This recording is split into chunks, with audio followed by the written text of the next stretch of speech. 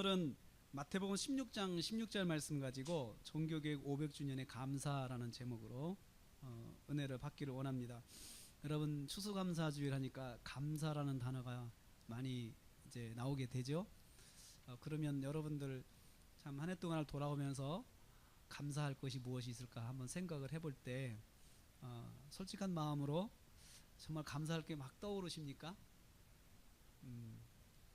제가 어제 우리 환희하고 이야기를 하다가 사람들이 일반적으로 사람들의 마음에 교회를 다니는 사람들도 감사하면은 감사할 게 잘 생각이 안 나고 오히려 화가 난다고 그런 말들을 많이 하더라, 그런 이야기를 들었습니다. 감사하자 그러면 일단 화가 난다. 여러분은 동의하십니까? 감사한다 생각하면 화가 난다. 그럴 때가 있지 않습니까? 뭐 감사할 게 있어야 감사를 하죠. 감사할 것이 없는데 자꾸 감사하라고 그러니까 감사하는 것 자체가 짜증이 나죠. 뭘 도대체 감사해야 돼? 내가 뭐 1년 동안 돌아오면 되는 일이 뭐 없었는데 되는 일이 뭐 제대로 있어야 감사를 하지. 그리고 또 생각해보면 또 여러 가지 주변의 상황들이 뭐 감사할 게 많지도 않은 것 같아요. 뭐 사건 사고도 많았고요. 또 최근엔 지진도 났고요. 또 고3 아이들 시험이 일주일 연기됐는데 연기된 애들한테 감사해봐라 그러면 지금 뭐 놀리냐 이렇게 이야기도 할 수 있을 것 같아요. 시험이 연기돼 가지고 많이 아이들이 당황하고 또 준비를 다 했던 아이들이 굉장히 불평을 하고 짜증을 낸다는 이야기를 들었습니다. 그 지역에 있는 사람들을 위해서는 연기하는 것이 옳지만 많은 사람들이 거기에 희생을 하는 것이 마음이 많이 힘들고 불편하고 그렇다는 이야기를 많이 들었습니다. 우리 성도들한테는 성경에서 흔히 말을 많이 하는 게 감사라는 말을 참 많이 합니다. 그래도 감사하세요. 그래도 감사하세요. 그런 말을 많이 합니다. 저는 이 종교개혁 500주년을 맞이한 금년에 추수감사주의를 맞이하면서 이런 생각을 해봤습니다. 종교개혁을 한 지가 딱 500년이 됐는데 딱 500년의 추수감사주일에 우리가 어떤 감사를 하는 것이 정말 하나님께서 기뻐하시는 것일까? 하나님께 내가 무슨 감사를 드려야 될까라는 생각을 좀 고민을 해봤습니다. 한 달 전부터 그런 고민을 해봤어요. 그리고 목사님들 모여서 같이 성경 공부하면서도 추수감사주일날 여러분 이번에 참 무슨 감사가 필요할까요? 우리는 어떤 감사를 해야 될까요? 라고 저는 이제 목사님들에게도 그런 질문을 했습니다. 우리가 교회 가서 성도들한테 이런 감사를 하자라고 한다면 어떤 감사가 하나님 보시기에 가장 좋을까요? 그 질문을 하고 그 답을 찾기 시작했습니다. 그래서 성경에서 하나님께서 정말 기뻐하신 감사가 어떤 감사였는지 묵상을 하면서 그 답을 찾게 되었습니다. 그런데 우리가 일반적으로 감사를 생각하면 저는 세 단계가 있다고 생각합니다. 성경에서 세 단계의 감사를 발견하게 됐어요. 그냥 간단하게 말하면 초급, 중급, 고급 세 가지입니다. 초급의 감사, 초급적인 감사, 초보적인 감사가 있습니다. 초보적인 감사는 받은 것을 가지고 감사하는 것입니다. 결과 중심의 감사죠.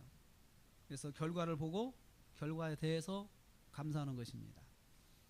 이 초보적인 감사는 받은 만큼 감사하는 것입니다. 그래서 받은 것을 감사하고 그래서 받은 것이 없으면 감사할 것도 없죠. 그래서 우리가 보통 뭘 감사하자 그럴 때 받은 게 있어야 감사하죠. 그러면 어떻게 보면 당연한 것입니다. 받은 것도 없는데 뭘 감사하라는 거야.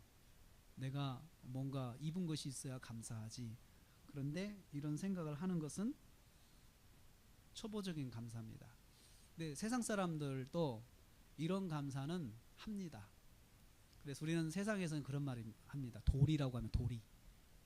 사람에게 어떤 이런 은혜를 베풀면 사람의 도리가 받은 은혜에 대해서는 감사할 줄 알아야 된다. 그런 말을 하죠. 그래서 세상에서도 우리가 믿지 않는 사람들도 받은 것은 감사할 줄 알아야 되고 그걸 감사할 줄 모르면 참 인성에 좀 문제가 있다. 그런 비난을 받습니다. 성경에도 받은 은혜에 감사할 줄 모르는 것을 섭섭해하는 그런 부분이 있습니다. 예수님께서 받은 은혜를 병을 고쳐주셨는데 와서 감사하지 않는 거에 대해서 다른 사람들은 어디 갔느냐라고 이렇게 찾으시는 그런 부분이 있습니다. 두 번째로 중급 감사가 있습니다. 중급의 감사는 뭐냐면 아직 받지 않았어도 받을 줄 믿고 감사하는 것입니다. 그래서 결과에 대한 기대를 가지고 미리 감사하는 것이죠. 그래서 어떤 일이 일어날 줄 믿고 또 그렇게 될 줄로 믿고 감사하는 것입니다. 이 초보적인 감사보다 조금 발전적인 감사죠. 그래서 이 정도면 감사의 대상에 대한 신뢰가 있는 것입니다. 감사의 대상에 대한 신뢰를 가지고 그 신뢰를 바탕으로 해서 지금 뭔가 이루어지지 않았어도 감사할 줄 아는 것입니다. 감사합니다. 그러면서 미리 감사하는 것이죠. 그런데 여기에 함정이 있습니다. 사람들이 대부분 빠지는 함정이 뭐냐면 믿고 감사했는데 원하는 대로 안 될 때 그게 문제예요. 나는 그렇게 될 줄로 알았는데 이게 결과가 그렇게 안 됐어요. 내가 생각하는 결과가 안 나왔어요. 그럴 때 사람들은 원망할 수 있습니다. 원망할 수 있습니다. 그리고 또 어떻게 보면 손해를 봤다 이런 생각을 할 수가 있습니다. 그래서 이 중급의 감사는 믿고 감사하는 것인데 거기에 잘못하면 거래 같은 감사가 되는 거래 같은 감사. 나는 당신을 믿고 했는데 당신이 이렇게 안 해줬다. 그래서 불평하고 원망할 수 있습니다. 어떻게 들어가면 또 어떻다면 소송도 할 수 있습니다. 소송. 우리가 헌금을 하더라도 하나님 앞에 거래하는 헌금을 할 수가 있습니다. 하나님께서 30배, 60배, 100배 열매로 주신다라는 말씀을 내가 믿고 내가 이만큼 드리면 100배로 오겠지라고 생각을 하고 하나님 헌금하는 분들이 있습니다. 감사도 마찬가지죠. 그런데 내가 생각하는 만큼 어떤 결과가 오지 않았을 때 실망하고 또 낙심하고 원망하고 불평하고 심지어 비난하기도 합니다. 세상 사람들에게도 이런 감사는 있습니다. 미리 감사하는 거죠. 미리. 그런데 이 초보적인 감사와 중급의 감사에 공통점이 하나 있습니다. 그것은 감사하는 사람 주체가 감사하는 사람 중심이 되는 거예요. 내 중심으로 감사하는 것이에요. 내가 받아서 좋으니까 감사하고 또 앞으로 나한테 이런 일이 있을 줄 생각하고 감사하고 이렇게 내 중심으로 감사하는 거죠. 그래서 어떻든 상대를 믿고 감사를 해도 내 중심에 감사합니다. 그래서 나한테 어떤 유익을 기대하면서 또 나에게 나타난 유익을 보면서 그걸 가지고 붙잡고 감사하는 것입니다. 근데 세 번째로 고급 감사가 있습니다. 아주 고급 감사가 있는데 이것은 드러난 결과에 상관없이 감사하는 것입니다. 고급 감사는 믿는 상대에 대해서 감사하는 상대에 대한 절대 신뢰가 있는 감사입니다. 그래서 우리가 하나님께 감사한다라고 할 때 초급 있고 중급 있고 고급이 있는데 이 고급의 감사는 성경에서 보면 절대 신뢰입니다. 그래서 하나님을 잘 알고 하나님을 깊이 신뢰하는 사람만이 할 수 있는 이 감사가 고급의 감사입니다.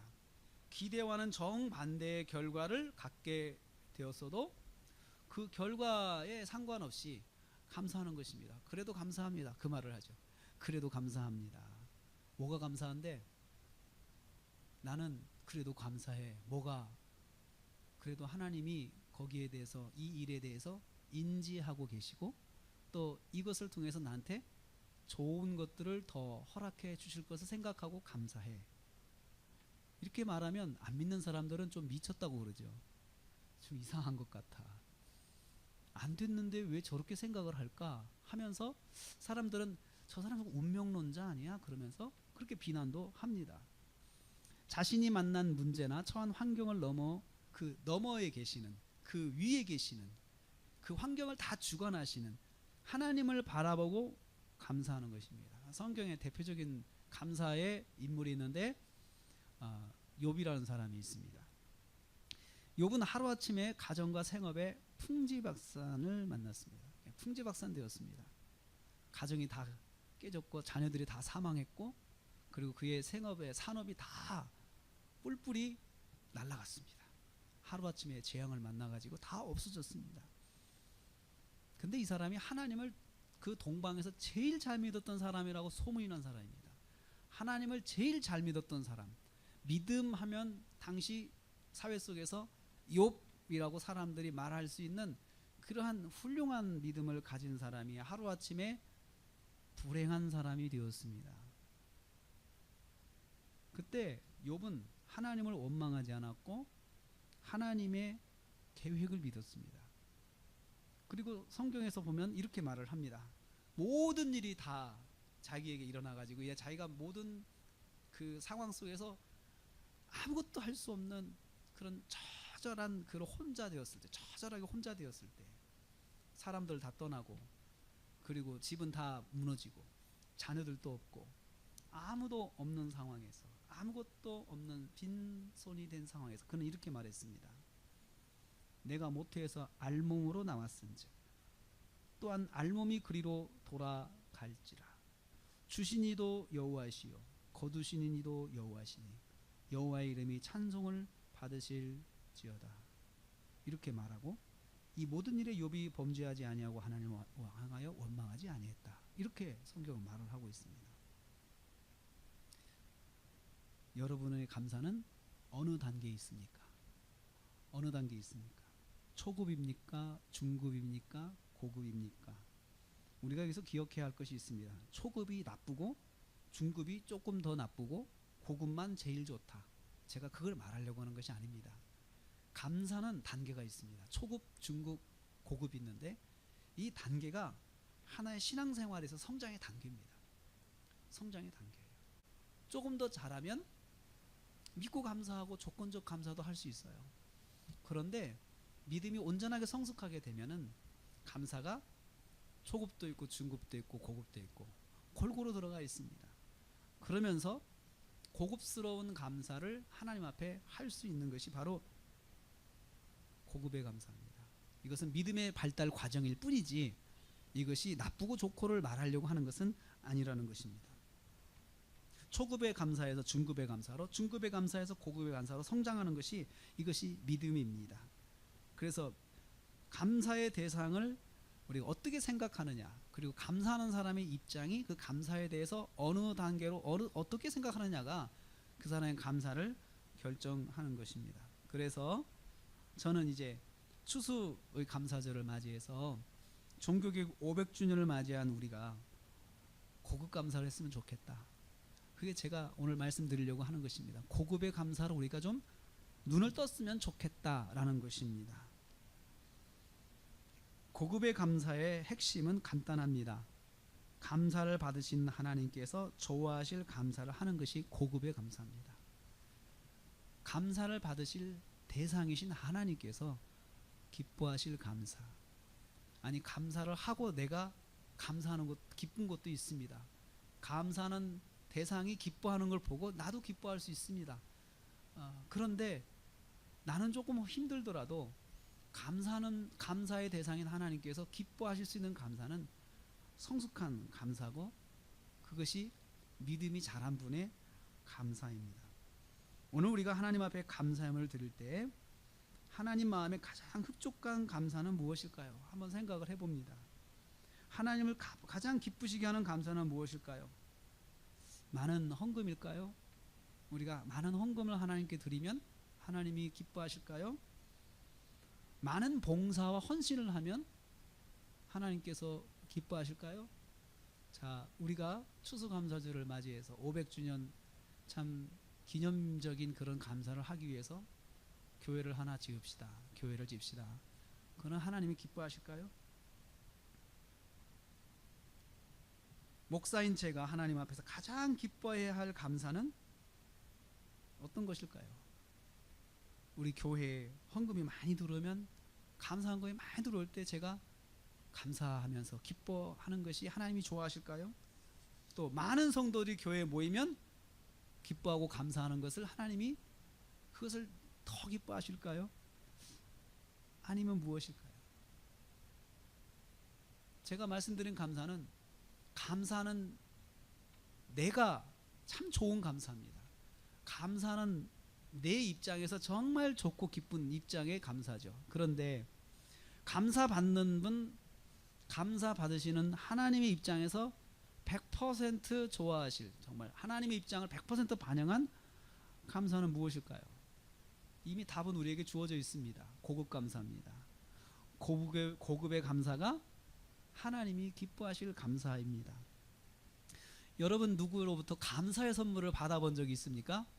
또 감사의 선물을 누구에게 해본 적이 있습니까? 이왕의 선물을 하려면 내가 좋은 것, 내가 받아서 좋은 것, 그리고 나도 받았을 때 참 귀하다 생각하는 것, 그것을 선물로 드리는 것이 선물 받는 사람 입장을 반영하는 거라고 생각을 합니다. 선물을 드릴 때 어떤 때는 나도 사용하지 못하지만 정말 이분이 받으면 참 좋겠다 생각해서 준비해서 선물을 드릴 때가 있습니다. 그러면 상대편이 반드시 기뻐하시더라고요. 나는 사용하지 못하는데 그분을 내가 드릴 때, 그리고 그분이 정말 기뻐하실 수 있는 것을 생각하고 고민해가지고 드릴 때 상대가 굉장히 좋아하는 것을 봅니다. 그리고 나도 만족스럽습니다. 우리가 감사하는 입장에서 내가 또 받기 위해서 감사하는 것이 아니고 하나님께서 받으시고 온전히 하나님만 기뻐하실 감사, 그것이 우리에게 필요합니다. 현재 우리의 상황을 생각하면서 어떤 감사가 하나님께서 받으실 감사가 될까, 기뻐하실 감사가 될까 한번 깊이 생각해 보았습니다. 다윗은 성경에 보면 이런 고민을 했어요. 하나님께 무엇을 감사할지 고민한 다윗의 그런 글이, 그 시가 시편 116편 12절에 나와 있습니다. 이렇게 말합니다. 내게 주신 모든 은혜를 내가 여호와께 무엇으로 보답할까? 무엇으로 보답할까? 우리가 한 번이라도 신앙생활하면서 하나님께서 내게 주신 은혜를 내가 어떻게 보답하지? 뭘로 보답하지? 혹시 여러분 자녀들이 자라가지고, 여러분의 자녀들이 자라가지고 내가 어머니 아버지께 큰 은혜를 입었는데 내가 어떻게 보답을 해야 할까요? 그러면 감동이 되겠죠. 만약에 자녀들이 그런 말을 한다고 그러면 참 그 자녀는 잘 자란 거예요. 내가 하나님께 무슨 은혜로 보답할까? 이렇게 말하면 믿음이 제대로 또 자란 것이고요.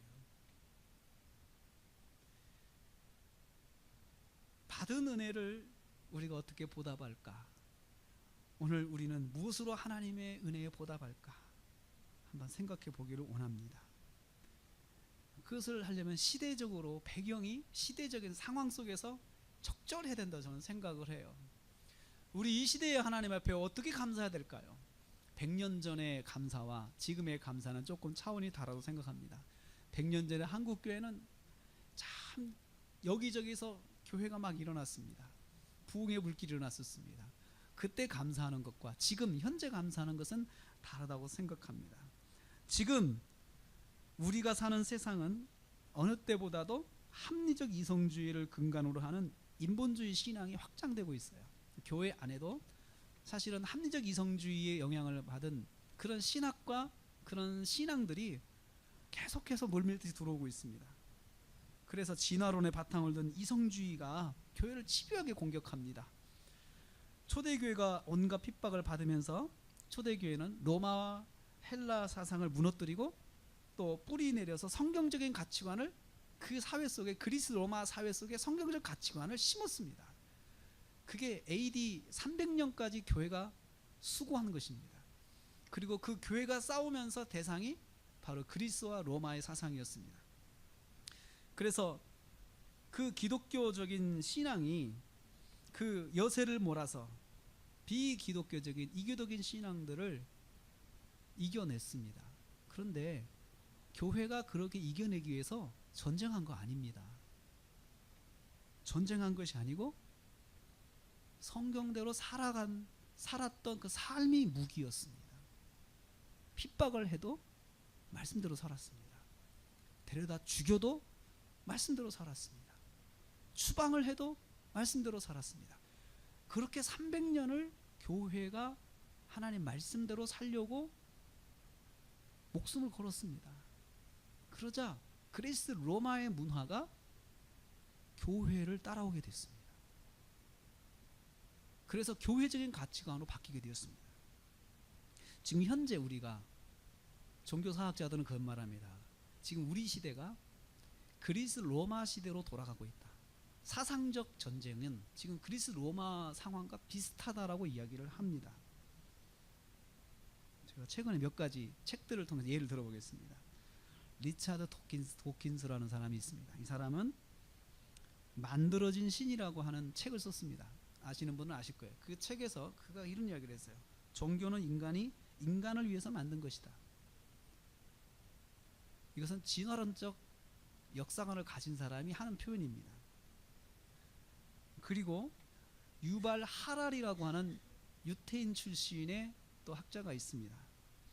이 사람이 사피엔스와 호모 사피엔스라는 책을 요즘에 아주 베스트셀러로 이 사람이 이 저작을 해서 지금 있는데, 그 책에서 이 사람이 이런 말을 했어요. 제가 지금 요즘 그 사람 책을 아주 정독을 하고 있습니다. 근데 그 사람이 무슨 이야기를 했냐면요. 종교는 인간이 진화하는 과정에서 인간 집단을 규합하기 위해 만든 허구적인 신화다. 허구적인 신화다. 그 사람이 그런 이야기를 해요. 인간들이 호모사피엔스, 또 네안데르타인, 또 여러 인류가 지구상에 같은 시대에 공존을 했는데, 그 중에서 사피엔스라는 이 지금 현재 우리를 사피엔스로 이야기하는데, 우리 같은 그 인류가 다른 종족들, 다른 뭐 네안데르타인 이런 사람들을 이길 수 있었던 것은 뭐냐면, 이 중에서 종교적인 그런 집합체, 종교적인 허구를 만들어서 사람들을 규합했기 때문에 성공을 한 것이다. 이런 인류가 나올 수 있었던 것이다. 그럼 다른 네안데르탈 이런 사람들은 왜 실패를 했느냐? 이 사람들은 10명, 20명, 30명 이상을 규합할 수가 없는 지능을 가지고 있었던 거예요. 그런데 이 사피엔스 이 종족은, 이 사람들은 1000명, 200, 2000명, 3000명, 10,000명씩을 규합할 수 있는 도구를 가지고 있었는데, 그것을 생각을 했는데 이 사람들이 했던 것이 뭐냐? 종교예요. 종교라는 허구를 통해서 사람들을 100만 명을 규합할 수 있었고 10,000명을 규합할 수 있었다. 그러면 그러한 사람들이 어떻게 그런 생각을 하게 됐을까? 한번 설명을 해봐라. 그런 인류가 어떻게 나왔을까라고 이야기할 때 그 사람은 그런 이야기를 했어요. 돌연변이에요. 돌연변이로 그런 인류가 나오게 됐다. 곳곳에서 사람의 발달에 있어서 설명이 안 되는 부분을 돌연변이라고 이야기를 해요. 기가 막히죠. 이 사람이 유태인이에요. 그러면서 이 신앙이라는 종교는 스타벅스의 그림하고 똑같은 것이다. 스타벅스가 그 무형의 하나의 그림을 가지고 그 회사 전체의 가치를 모으지 않느냐. 그러니까 스타벅스의 회사 정신이나 종교의 신앙 정신이나 그 다음에 일반 유한 회사의 그런 가치관이나 목적은 딱 하나다. 사람들을 집중시키고 모으는 데 있다. 그렇게 이야기를 합니다. 제 이야기를 말씀드리는 것은 우리 사회가 지금 이렇게 그리스 로마 사상과 치열하게 싸웠던 초대교회처럼 지금 현재 우리가 그런 치열한 가치관의 싸움에 다시 직면해 있습니다. 그리고 이러한 가치관에 사람들이 열광하고 있습니다. 그리고 이런 진화론적 가치관에 근거한 이런 그 사상들이 교회에도 들어오고 있습니다. 그런데 우리가 거기에 대해서 어떻게 해야 될까 대항하지 못하는 이유가 있습니다. 왜 그럴까요? 그 이유는 뭘까요? 교회가 교회다움을 상실해서 그런 거예요. 교회가 교회다움을 상실하니까 우리가 내세울 무기가 없는 것이에요. 무기가. 초대교회 300년 동안 교회가 그리스 로마 사상하고 그런 그 사상적 경쟁을 할 때, 그때 교회가 했던 무기는 딱 한 가지였어요. 성경적인 삶이었어요. 성경적인 삶. 잡아다 죽여도 성경적인 삶을 살았습니다. 그 성경적인 삶을 가지고 그들은 사회 전체의 변혁을 가져왔습니다. 당시 사람들은 일부 닫혀져 살았습니다. 부인을 많이 데리고 살았습니다. 마치 이것을 보면서 이 유발 하랄은 그런 이야기를 했어요. 우린 처음에 인류는 일부 닫혀져 있다. 마치 그 침팬지 집단에서 그 힘센 그 수컷이 암컷을 다 데리고 사는 것처럼 그렇게 살았다. 그렇게 살았다. 그래서 인류에게는 그런 다처제의 습성이 있는 것이다. 유전적으로 그런 이야기를 해요. 그런데 그것이 어떻게 변한지 아십니까? 초대교회 그리스 로마 사회도 다처제의 그런 문화가 있었는데 그 300년의 기간 동안에 교회가 끊임없이 성경에서 교회 다니는 사람들은 이렇게 배웠습니다. 장로는 한 아내의 남편이며 장로는 한 아내의 남편이며 그래서 교회를 들어가서 직분자가 되려면 다처제를 끊고 한 아내하고만 살아야 했습니다. 그 사람을 직분자로 세웠습니다. 그러면서 교회가 계속해서 확장해 갑니다. 어느 곳을 가든지 간에 교회 안의 직분자들은 한 아내의 남편이 되었습니다. 그리고 로마가 기독교를 공인하면서부터 이 한 아내의 남편이 되는 그 직분의 형태는 사회의 문화가 되었습니다. 그래서 일부 일처제가 성경적 기반을 가지고 사회 속에 뿌리를 내리기 시작했고 그런데 요즘에 와서 이제 이게 자꾸 공격을 받기 시작합니다. 그리고 당시 사회 속에서 그리스도인들은 자기 집안에 노예가 있었지만 노예도 예배 드릴 때는 같이 예배를 드렸습니다. 그러면서 그 예배 드리는 주인과 노예에게 성경이 그렇게 가르쳤습니다. 맡은 자에 구할 것은 충성이라. 노예가 그렇게 가르쳤어요. 그리고 주인한테는 그렇게 말했습니다. 부당하게 자기 종을 대하지 말라. 그렇게 가르쳤어요. 그래서 성경에서 비록 노예제는 폐하지 못했지만 부당하게 인권을 유린하거나 그러한 것을 성경에서 금했습니다. 그래서 그 사람들에게 주중에서의 자기 노예와의 삶을 아주 평안하게 그리고 노예도 자기 주인을 잘 섬기도록 성경이 계속해서 가르쳤습니다. 자, 여기서 제가 말씀드리려고 하는 것은 그 초대교회 공동체에서 교회가 교회다울 수 있었던 것은 무엇이 무기였습니까? 성경이에요. 하나님 말씀대로 하는 것이었어요. 하나님 말씀대로 하는 것이 가장 큰 무기였습니다. 그런데 지금 우리 사회가 현재 다시 이 사상의 싸움에서 이기려면 어떻게 해야 될까요? 어떻게 해야 될까요? 말씀대로 가르치고 말씀대로 행하도록 성도들을 독려하는 것입니다. 초대교회는 오직 성경 말씀대로 가르치고 성도들이 성경 말씀대로 순종하며 살아가는 것을 무기로 하였습니다. 성경을 근거로 한 바른 신앙을 생활 속에 적용하도록 가르쳤고 온갖 핍박에도 성경의 근거와 믿음 생활로 영향력을 미치는 삶을 살도록 성도들을 격려했습니다. 감옥에 들어간 성도에게도 가서 칭찬을 했습니다. 잘하셨습니다. 그것이 덕목이었습니다. 그들은 성경에 근거하여 우상 숭배를 하지 않았습니다. 우상을 숭배하지 않았습니다. 로마 사회가 많은 우상을 섬기고 살았지만 그리스도인들이 들어가면 곳마다 그들은 우상에게 절하지 않았습니다. 오직 하나님만 믿었습니다. 그리고 우상에게 절하지 않는 것 때문에 불이익과 핍박을 받아도 그들은 굴하지 않았습니다. 계속 하나님만 섬기는 삶을 살았습니다. 그렇다고 해서 우상 섬기는 사람들하고 싸우지 않았습니다. 전쟁하지 않았습니다. 말씀대로 살았습니다. 때리면 맞았습니다. 그래도 말씀대로 살았습니다. 오직 성경 말씀대로 살아가는 것이 그들의 절대 무기였습니다. 생명의 위협을 받아도 그들은 말씀을 놓지 않았고 바른 신앙을 놓지 않았습니다. 그렇게 할 수 있었던 것은 우리를 구원하신 예수 그리스도에 대한 믿음 때문이었습니다. 제가 오늘 말씀을 마태복음 16장 16절 말씀은 이 감사의 계절에 감사의 주일에 정한 이유가 바로 여기에 있습니다. 온갖 어려움 가운데서도 그들이 믿음을 지켜나갈 수 있었던 것은 바로 예수 그리스도에 대한 믿음 하나였습니다. 그 믿음이 무엇입니까? 오늘 16장 16절에 시몬 베드로가 대답하여 이르되 주는 그리스도시요 살아계신 하나님의 아들이십니다. 이 신앙 고백은 당시 로마 신전이 거리 곳곳에 세워져 있던 가이사 빌립보라고 하는 곳에서 예수님께서 받으신 고백입니다. 팔레스틴에 가면 가이사 빌립보라는 데가 있습니다. 가이사 빌립보라는 지역이 있는데 그 가이사 빌립보는 그 빌립이라고 하는 헤롯이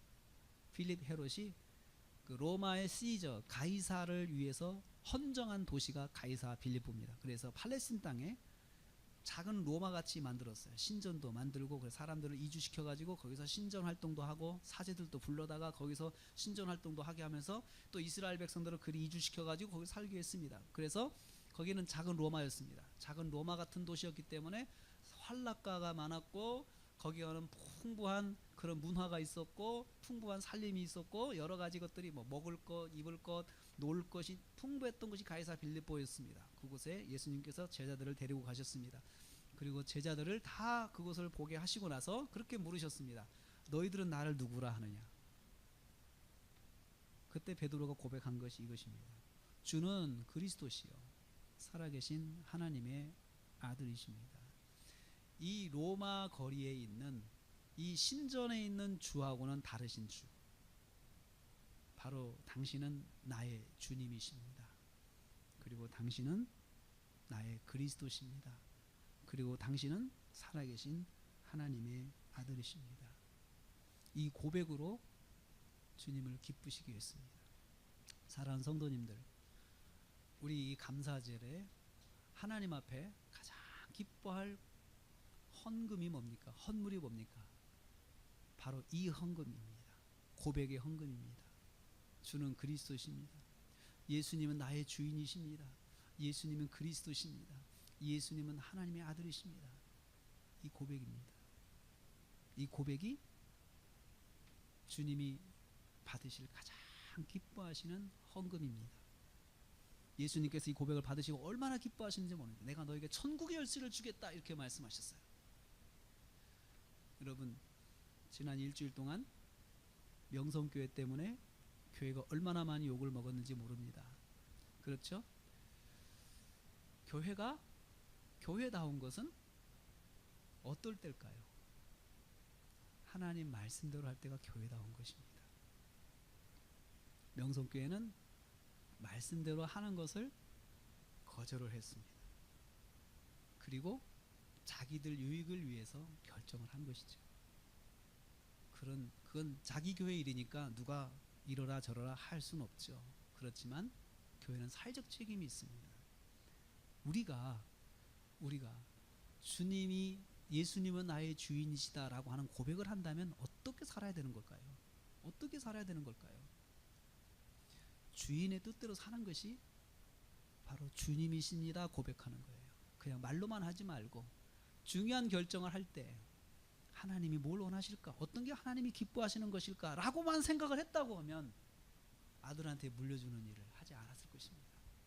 하나님이 정말 기뻐하시는 것, 저분이 나의 구원자시고 저분이 나의 삶을 구원하시는 거라고만 그들이 고백을 했다면, 진정 그 고백에 귀를 기울이고 다시 한번 자기들 돌아봤다면 그렇게 하진 않았을 것입니다. 그래서 우리가 이 시간에 이 추수감사절 종교개혁 500주년 개혁을 한 캘빈과 루터가 그들이 왜 개혁을 했습니까? 성경으로 돌아가자, 성경대로 살자 이거였거든요. 초대교회가 산 것처럼 우리 성경으로 돌아가자, 오직 구원은 믿음으로 받는다라는 거예요. 당시 사회에서 면죄부를 팔아가지고 이렇게 말을 했습니다. 면죄부를 팔면서 이런 이야기를 했어요. 헌금함에 들어가는 금화의 소리가 땡그랑 들리는 순간 당신은 구원을 받는다라고 가르쳤어요. 그렇게 해가지고 사람들이 얼마나 헌금을 많이 했는지 몰라요. 그래가지고 그 사람들이 주교 선거를 위해서 돈을 많이 쓴 것을 그걸로 다 보존을 한 거예요. 그래서 면죄부를 팔게 된 거예요. 그때 루터가 그런 말을 했어요. 헌금함에 딸랑 소리가 들어가는 순간 여러분의 탐욕과 욕심도 증가하는 것이다라고 이렇게 답장을 보냈어요. 그렇게 해서 개혁이 시작된 것입니다. 핵심은 뭡니까? 말씀으로 돌아가자. 하나님이 기뻐하시는 삶을 살자. 그래서 주는 그리스도시요 살아계신 하나님의 아들이십니다. 이 고백이 이 시대에 진정으로 필요한 것은 우리에게 필요합니다. 저와 여러분에게 필요합니다. 어떤 삶을 살더라도 내가 말씀대로 살겠다. 이 시대에 우리 성도들이 회복해야 할 감사입니다.